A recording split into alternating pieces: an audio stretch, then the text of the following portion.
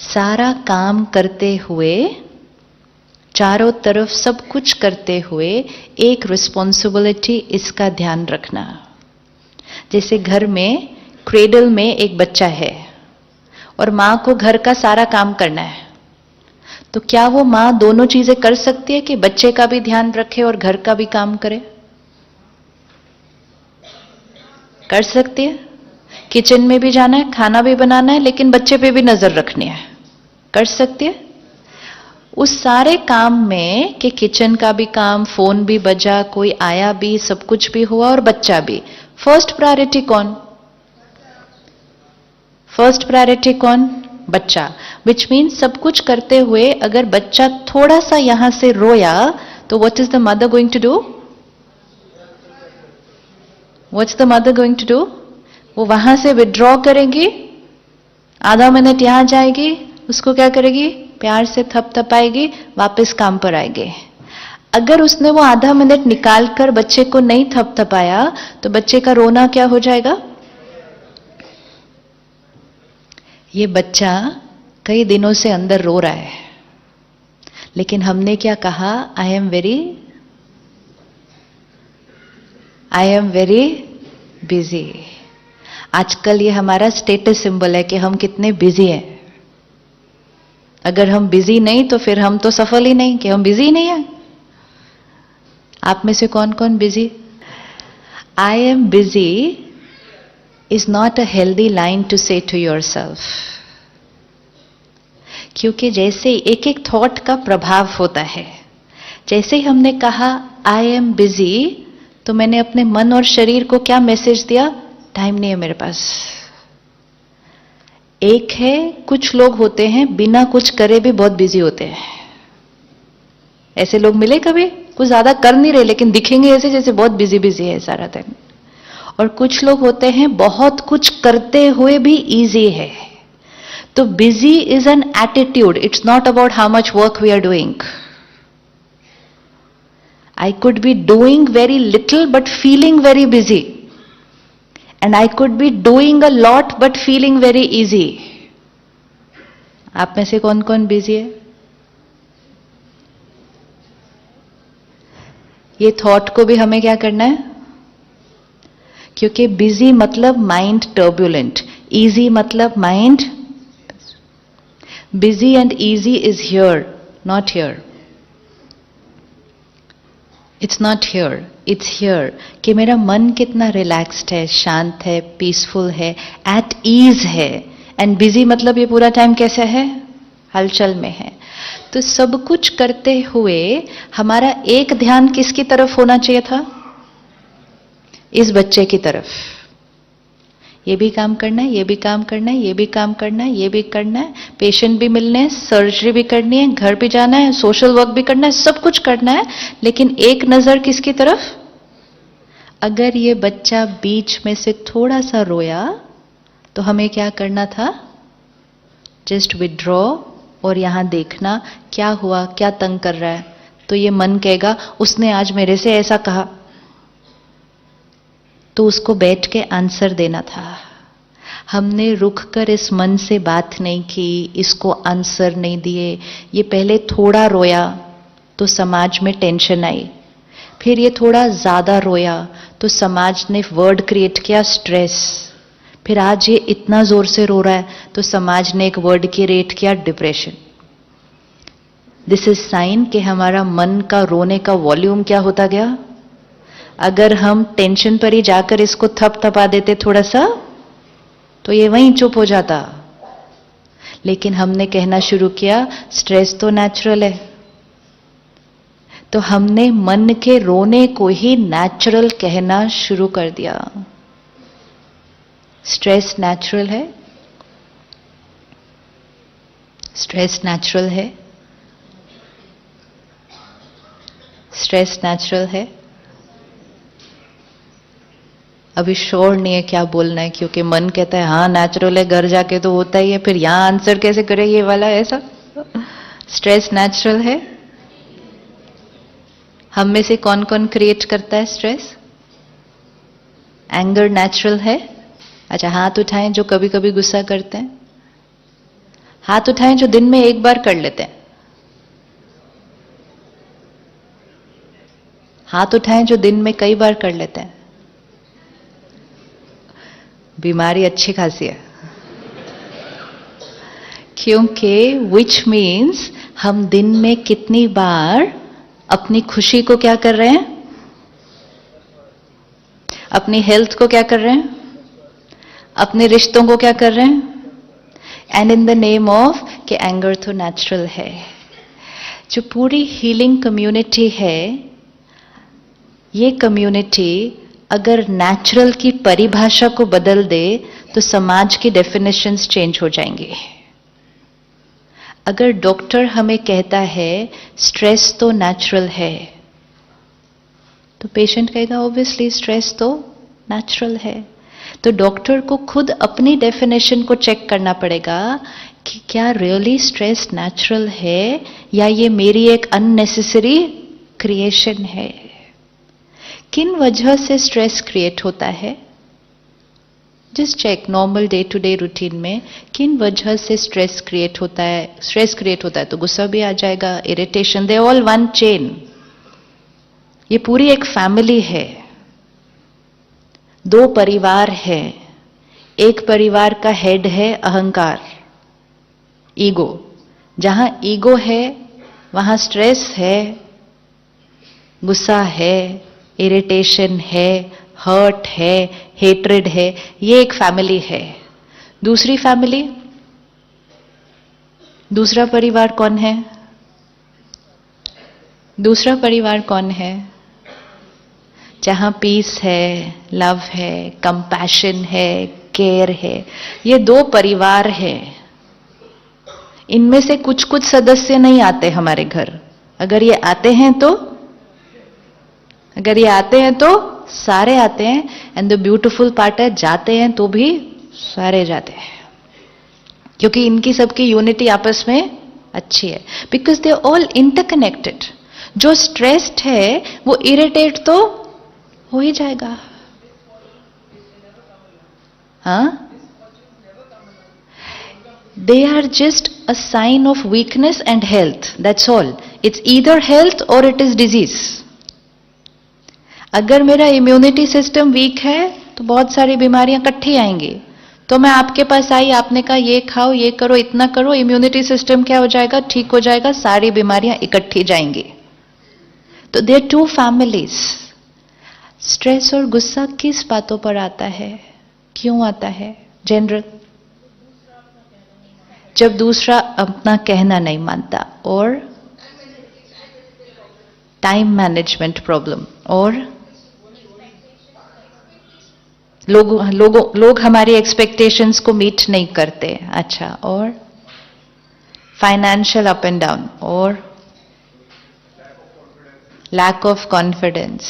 Anything else? Stress होता है, गुस्सा आता है, कब? पूरा सीन माइंड की स्क्रीन पर सामने लेकर आइए। जब लास्ट गुस्सा क्रिएट किया था, सीन क्या था, परिस्थिति क्या थी, सामने वाले ने कैसा व्यवहार किया था, और हमने कैसे रिएक्ट किया, पूरी सीन को देखें। अब इस सीन को थोड़ा सा रिवाइंड करके फिर से देखें। सीन सेम, लोगों का व्यवहार सेम, जो बात थी वो सेम। अगर मुझे आज चांस मिले, क्या मेरे पास ऑप्शन है उसी सीन को एक अलग तरह से करने का, एंड अपने आप को वो दूसरी तरह से करते हुए देखे? किस किस को दिख गए दोनों सीन दिखे? पहले वाला ऑप्शन, सेकंड ऑप्शन। क्या चेंज देखा अपने अंदर सेकंड ऑप्शन में? एनीबडी? सपोज आपके क्लिनिक में, आपके हॉस्पिटल में किसी ने बहुत बड़ी गलती कर दी है, राइट? किसी से बहुत बहुत बहुत बड़ी गलती हो गई है। वो नर्स हो सकती है, वो एडमिन स्टाफ हो सकता है, anybody it could be, who's made a blunder, very big one, and we have to respond to the situation. And उस क्षण हमने रिएक्ट कर दिया। तो रिएक्ट किया तो हमारी फीलिंग कैसी थी, बोल कैसे थे, व्यवहार कैसा था? एंड अब जबकि हम उस सीन को रिवाइंड करके फिर देखते हैं यहां आराम से बैठकर, do we feel another way was possible या that was the way? Another way was possible, right? उस टाइम नहीं वो ऑप्शन आया, अभी तो आ रहा है। अभी ये करना एक्सरसाइज इसलिए इंपॉर्टेंट है क्योंकि ये एक्सरसाइज करते ही हमने अपने मन को दिखाया कि अनदर वे वॉज पॉसिबल। अब ये अनदर वे जब हमने यहां देखा, ये यहां रिकॉर्ड हो गया और हमने इस मन को कहा कल फिर कोई गलती करेगा। बातें तो रोज आने वाली हैं, कहना लोग नहीं मानेंगे, लोग अपने अनुसार चलेंगे, किसी से गलती भी हो जाएगी। सामने वाला गलती करेगा, लेकिन क्या मेरे को गलत तरह से ही रिएक्ट करना है हर बार? एंड गलत तरीका मतलब वो जिसमें मेरी शक्ति जाती है, मेरी सेहत खराब होती है, मेरे रिश्ते अफेक्ट होते हैं। That is damaging for me. So now what did we see in the second option? क्या दिखाई दिया? यू हैव एक्सेप्टेड, तो रिस्पॉन्ड क्या था? एक्सेप्ट किया तो क्या दिखा? फॉरगिवनेस। दिखा क्या? व्यवहार में क्या डिफरेंस दिखा?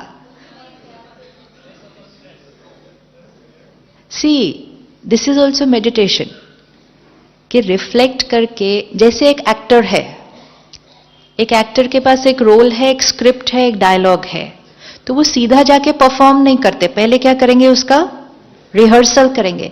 तो रिहर्सल में वो पूरा देखेंगे ना कि ये सीन होगा, हम कैसे एक्ट करेंगे इसको। ये जो अभी हमने किया, ये भी एक रिहर्सल है कि सामने वाला गलती करेगा। या कुछ ऐसे लोग होते हैं जिनका कोई एक टिपिकल संस्कार होता है जिसको लेकर हम रोज ही एक बार इरिटेट हो जाते हैं। आपके आसपास कोई ऐसा है ना? वो फिर हम कल शाम को देखेंगे क्यों ऐसे हैं वो। अगर वो थोड़े से बदल जाते तो जीवन क्या हो जाती?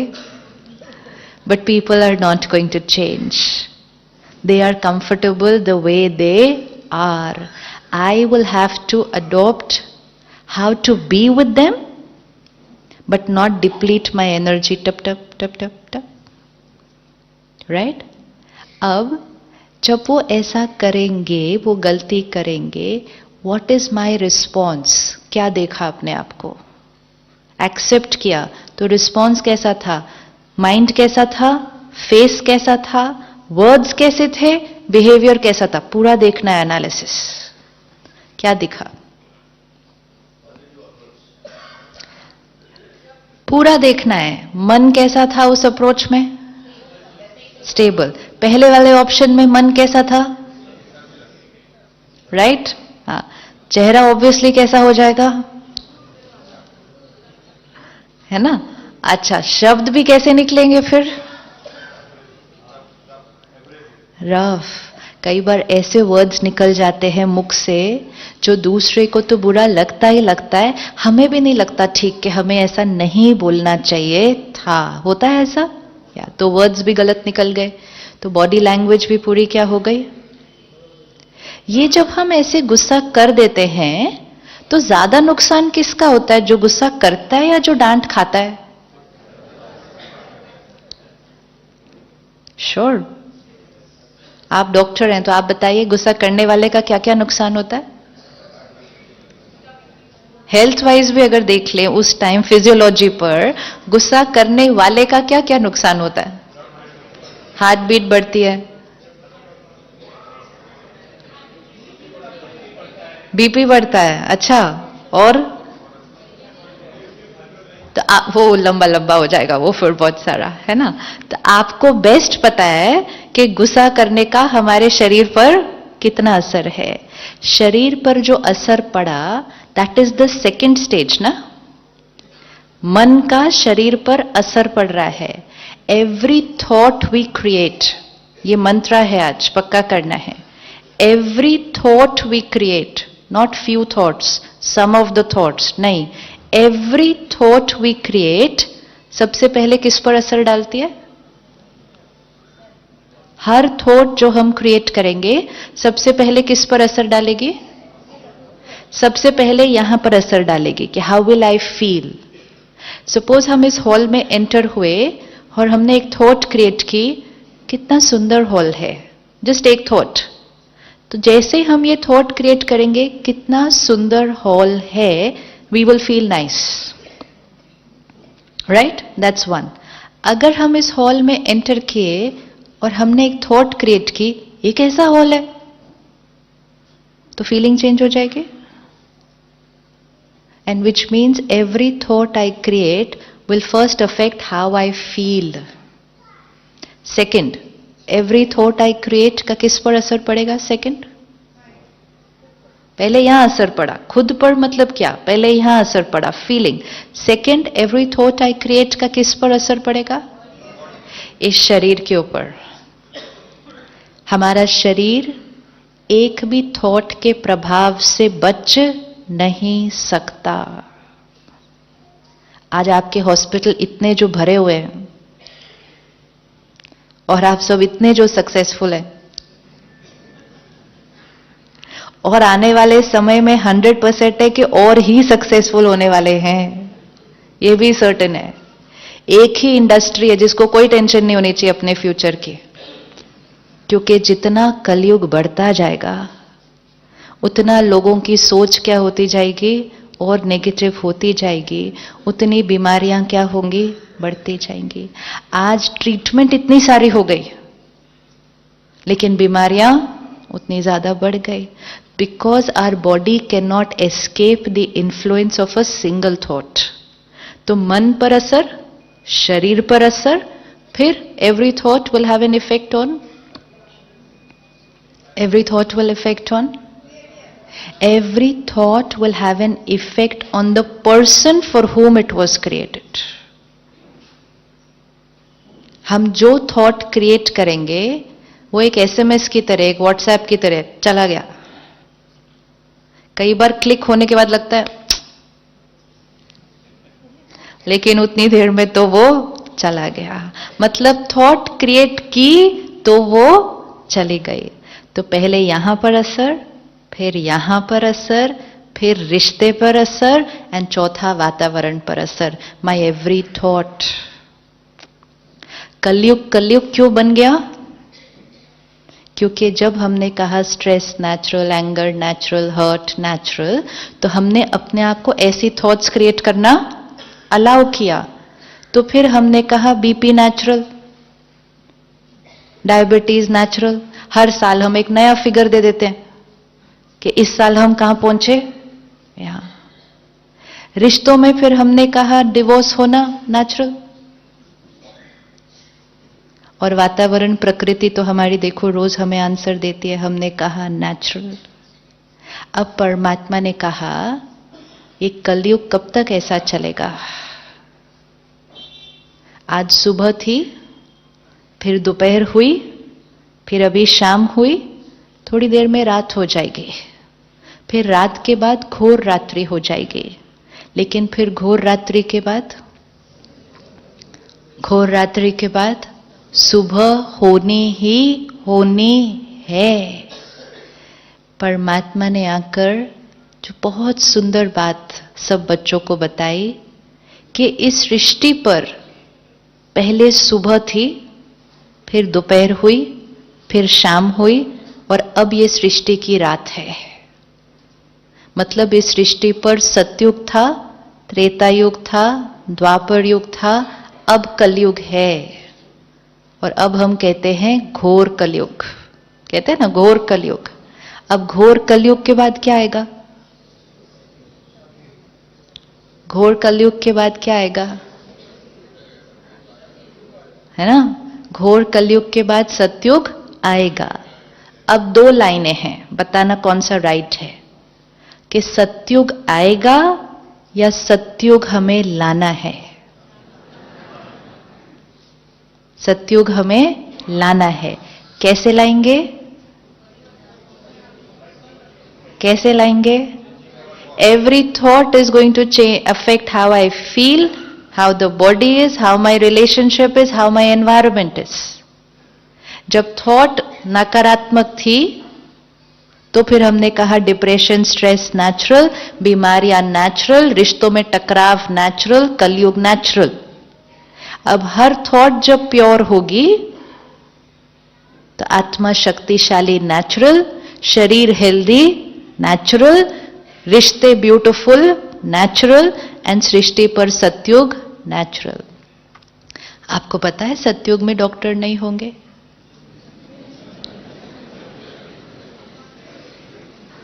सतयुग में डॉक्टर नहीं होंगे, सतयुग में हॉस्पिटल नहीं होंगे, क्योंकि हर आत्मा इतनी प्योर होगी कि बीमारी होने का तो कॉन्सेप्ट ही नहीं। इसीलिए देवी देवताओं को क्या दिखाते हैं? कंचन काया, मीनिंग परफेक्ट बॉडी। देवी देवताओं की मूर्ति अगर खंडित होती है तो स्थापन नहीं करते, क्योंकि देवी देवताओं की मूर्ति खंडित हो ही नहीं सकती, क्योंकि आत्मा प्योर तो शरीर बीमार हो ही नहीं सकता, और आत्मा इम्प्योर तो शरीर हेल्दी रहे वो हो नहीं सकता। कुछ कुछ थोड़ा थोड़ा चलता जाता है उसका। तो जब हमें पता है कि गुस्से का हमारे ऊपर इतना इफेक्ट होता है, फिर हम गुस्सा क्यों करते हैं? हो जाता है, हम नहीं करते। थोड़े दिन पहले एक प्रोग्राम में we were doing a workshop, तो I just said next 10 days experiment that we will not get angry. तो सबने कहा हाँ नेक्स्ट 10 days हम अपने ऊपर अटेंशन रखेंगे, सिर्फ 10 दिन कि हमने गुस्सा नहीं करना। तो वापस सेंटर पर गए तो एक भाई ने फोन किया, सिस्टर बाकी सब लोग कर लेंगे लेकिन मेरी छोटी सी प्रॉब्लम है, मैं गुस्सा करता नहीं हूं। वो तो अपने आप आता है, तो मैंने क्या करना है? वो लोग तो ध्यान रख लेंगे, मुझे क्या करना है? मैं करता नहीं हूं, वो तो अपने आप आ जाता है। गुस्सा हम करते हैं या अपने आप आ जाता है? गुस्सा हम करते हैं या अपने आप आ जाता है? यहां से वापस जाने के बाद काम करना है, करवाना है, बच्चों को संभालना है, लोगों को चलाना है, सब कुछ करना है, बट विदाउट यूजिंग दिस डिप्लीटर। ये डिप्लीटर है जो हमारी एनर्जी को क्या करता है? वेस्ट, हमारी हेल्थ को अफेक्ट। क्या ये पॉसिबल है कि हम इसके बिना चलेंगे? जैसे ही माइंड को एक थॉट दिया, ये बहुत मुश्किल है, क्या हो जाएगा? एक एक थॉट इतनी ध्यान से करनी चाहिए। दुनिया में सिखाते हैं सोच कर बोलो, परमात्मा कहते हैं सोच कर सोचो। क्या सोच दिया? अगर आप किसी बच्चे को कहो ये उठाना, और साथ में आपने उसको एक मैसेज दिया, लेकिन है बहुत मुश्किल, पता नहीं तुमसे होगा कि नहीं होगा, तो वो बच्चा कर पाएगा उसको? तो जैसे ही आपने उसको कहा उसको उठाना, और अगर उसको लग भी रहा होगा कि थोड़ा मुश्किल है, आप इमीडिएटली सेकंड थॉट उसको क्या देंगे? बहुत ईजी है, उठाओ, I am there with you, come on, वो कर लेगा। एक एक थॉट अपने आप को क्या देने हैं?